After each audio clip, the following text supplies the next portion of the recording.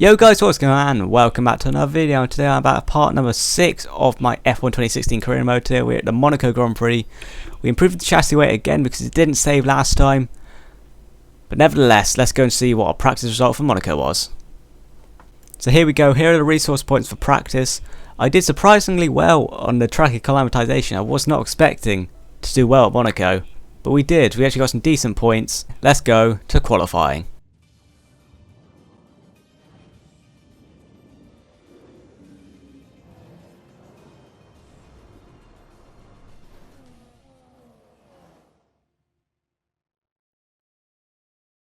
Here we are at one of the most difficult circuits on the racing calendar. Welcome to Monaco for today's Formula One qualifying.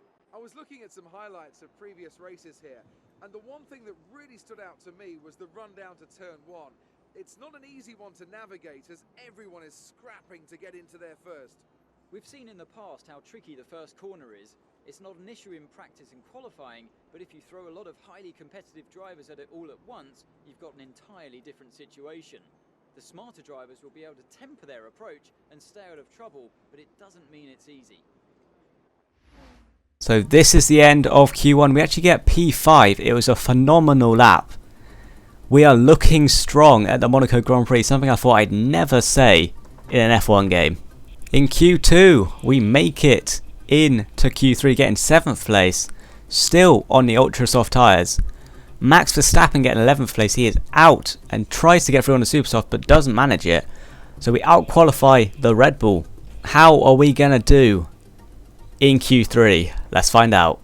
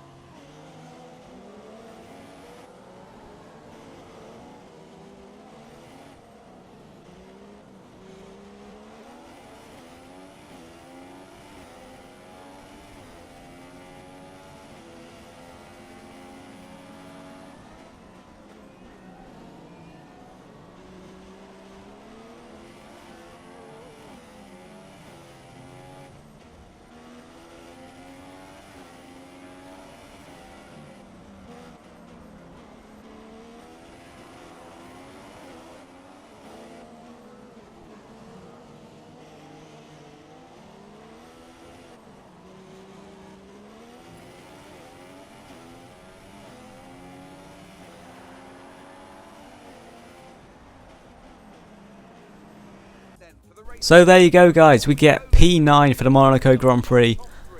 I'm happy with that at a track that I'm not too strong at. 9th place on the grid. Let's go and see what my team think. So here are the resource points for qualifying. We actually get a reasonable amount. We're not doing too bad for resource points given our state in practice.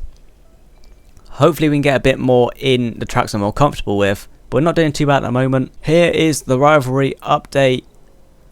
What is it looking like? Carlos Sainz is obviously still going to be beating us as he did out-qualify us, but he's not ahead by much. We might be able to bring it back in Canada, which is a strong track for me. Here's my driver position. The team happy with what I did. Well, happy and sad. We go to 5 points. But yeah, that is qualifying for Monaco. Now let's go to the race. Just before though, I did decide to upgrade the fuel injection because I could. That's just a random point I just added. Let's go to the race.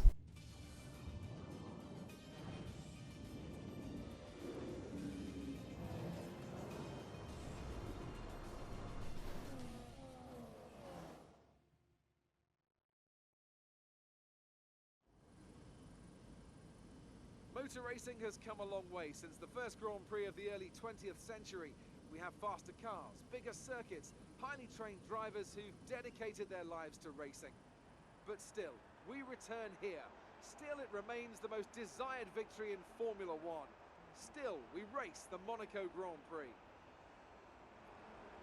astonishing, Circuit de Monaco is, for all intents and purposes, virtually unchanged since its inaugural race back in 1929. The faster cars of today, though, ensure the 19 corners past the casino and along the seafront remain as thrilling as ever. A 2.1-mile lap here takes us around an entire country, yet never more than inches from the race-ending barriers. And as the drivers start thinking about getting a good start and how on earth to get through Saint-Devote in one piece, I have to wonder, Anthony Davidson, if we might be seeing a safety car or two today. Well, you wouldn't exactly bet against it, would you?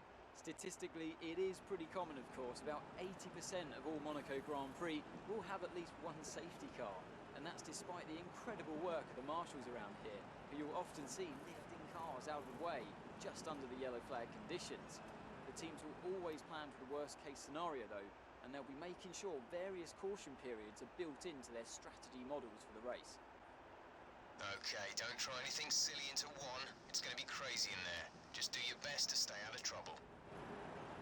So before the off, let's remind ourselves of yesterday's qualifying session with a look at the starting grid. Nico Rosberg will start his silver arrow from pole position, and it's Lewis Hamilton alongside. Looking down the rest of the grid, we have Ricciardo, Sainz, Kimi Raikkonen, and Vettel, Perez, Kvyat, a Force India, and Felipe Massa, Verstappen, Gutierrez, Romain Grosjean, and Harry Anto, Button, Bottas, Fernando Alonso, and Marcus Ericsson, Nasser and Palmer, Pascal Wehrlein, and Kevin Magnussen rounds off the grid. And with preparations almost complete, let's head down to the track. So here is our race strategy, ultra soft to super soft, the one stop. Let's go to the race. Okay, here we are for the Monaco Grand Prix. 3 lights, 4 lights, 5 lights. Lights out and away we go. It's a great start. We get the Toro Rosso easy offline. We're going to try to be inside of Perez. He blocks us a bit. We're still going to try it though. Force our way up. Right onto the back of Ferraris. Can we get Sebastian Vettel on the exit? No, we can't. Kimi Raikkonen's going to block us. We're going to try on the outside. Kimi Raikkonen. Are we going to get 6th place off him? Yes, we are up in the 6th place. Going up the hill. We're going to try on the outside at the casino section. Banging the wall a bit. No damage though. Is Kimi Raikkonen going to get back at us? No, he's not. We're holding a 6th place at the end of Sector 1. Kimi Raikkonen trying on the outside again, but you just can't overtake a Monaco on the outside. 6th place. What a start. Come on to lap 2 now. Go into the Nobel chicane. We get a brilliant line through the Nobel chicane. We're going to try and get Sebastian Vettel on the exit. Can we go around his outside at this horrible corner? I can't remember the name of it. We clip him, but we take P5 off him at the Monaco Grand Prix. Come on to lap 5 now. As you can see by what our engineer is telling us, we've banged the front wing. That's going to cost us in the pit as Sebastian Vettel tries to go around our outside and does it. Squeezes his way through. Are we going to try and take him back up the inside here? I don't think we're going to do it. No, we're not. We lose P5 from Sebastian Vettel. We still hold on to P6. On to lap 6 now. Come around the penultimate corner. We're going to come into the pit this lap to put on the super softs. I was very, very cautious coming into the pit lane. I just did not feel comfortable going in there. Coming into the pit now, they're going to change our front wing, which I really didn't want them to. I did not feel like it was slowing me down. But as you can see, we go down to last place. That has cost us massively. On to lap 8 now, and it's been a recovery drive since our pit stop. We're going to take a few cars in the pit. What place are we going to take? We see Romain Grosjean come out of the pit exit. We're going to come around the final corner. Are we going to get in front of him? We get a brilliant line through turn 1 and we squeeze, literally force our way through and take P17. Come on to lap 9 now. Onto the back of Sergio Perez and we clip the barrier at the penultimate corner. We lose a significant amount of time. We've banged our front wing at some point. We've got a yellow wing. That shouldn't affect us too much. It's P17 at the moment. We take a few cars in the pit. And it looks like we're going to get a McLaren. We're going to count on P13. Yes, we are. P13 for us. Come on to lap 11 now. We're still in 13th place. We're chasing down Valtteri Bottas for the 2nd race in a row. Coming down to Nobel chicane. We've been very strong under braking here. Oh, we go into close. We close the gap. And we actually hit the back of him. No damage though. Right onto the back of Valtteri Bottas. We actually got the slipstream going faster than him. But no way we don't up the inside into that corner. Come on to the end of lap 11 now. And we're still onto the back when we got DRS. No, we don't. We lose DRS because our DRS breaks as we cross the DRS line. That is just rude, engineer. On to lap 13 now, coming into turn 1. Still run to the back of Bottas, and we've actually got a tow up the hill. Are we going to try and go around his outside? We've fought hitting the barrier numerous times, not breaking anything, luckily. We're going to try on the outside, but I don't think we've got line. No, we don't. We hold on to P13 for now. Coming through the tunnel on lap 14, coming down to no by chicane. And once again, fantastic under braking. Nope, not fantastic under braking. Okay, ignore that. On lap 16 now, onto the back of Bottas again. Come around the penultimate corner and we clip the barrier for the second time in a row and costing us significant time again. We have DRS this time, but now under threat from Jensen Button. Are we going to get points? If we can get through that pack that we're fighting, that is points. Onto lap 17 now, and we clip the barrier quite heavily. Lucky we didn't break our wing. We block everyone so we don't actually lose any positions.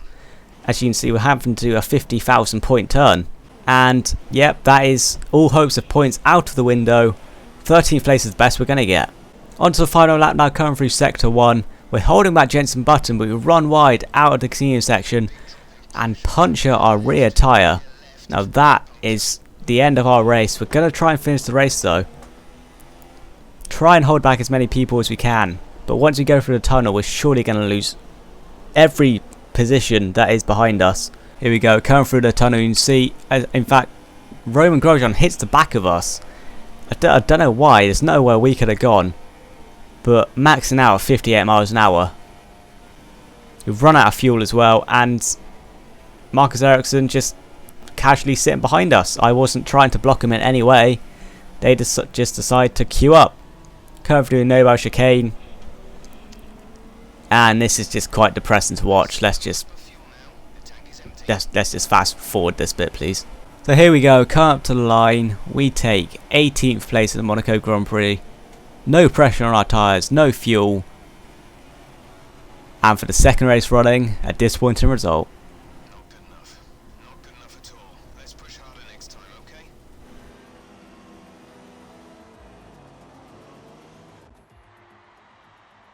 So, another fantastic victory for the Silver Arrows.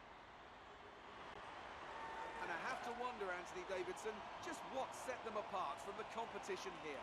The difference was clearly in the strategy.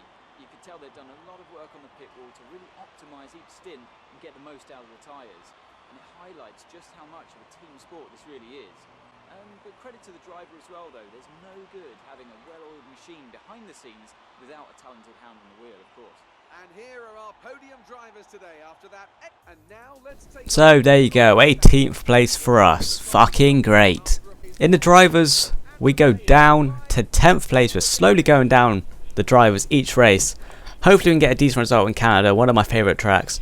In the constructors, Force India somehow will hold on to 6th place. We need to get some decent results. Here are the resource points for our race, and once again, it's not going to be good resource points. In the rivalry between myself and Carlos Sainz, we actually don't lose out as we set the fastest sector and the fastest lap compared to Carlos Sainz.